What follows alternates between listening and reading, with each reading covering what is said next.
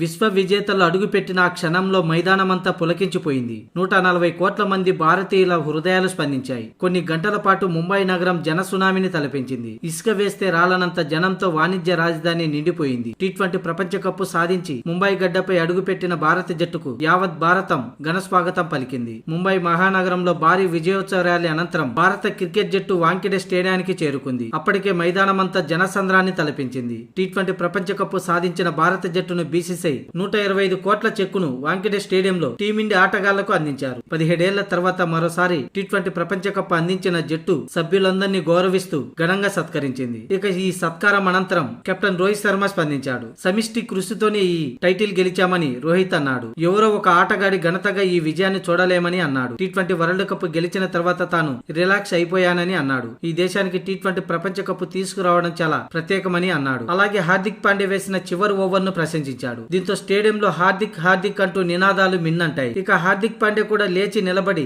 అభిమానులకు ధన్యవాదాలు తెలిపాడు. ఇక ఆ తర్వాత కోహ్లీ మాట్లాడాడు. ముంబైలో తమకి ఘన స్వాగతం పలికిన క్రికెట్ అభిమానులకు ధన్యవాదాలు తెలిపాడు. ప్రపంచ కప్ గెలిచిన తాము రోహిత్ తో కలిసి పెవిలియన్ మెట్లు ఎక్కుతున్నప్పుడు మేమిద్దరం ఒకరిని ఒకరు కగులించుకొని ఏడ్చేశామని, ఆ క్షణం తమకు ఎప్పటికీ ప్రత్యేకమైందని విరాట్ కోహ్లీ అన్నాడు.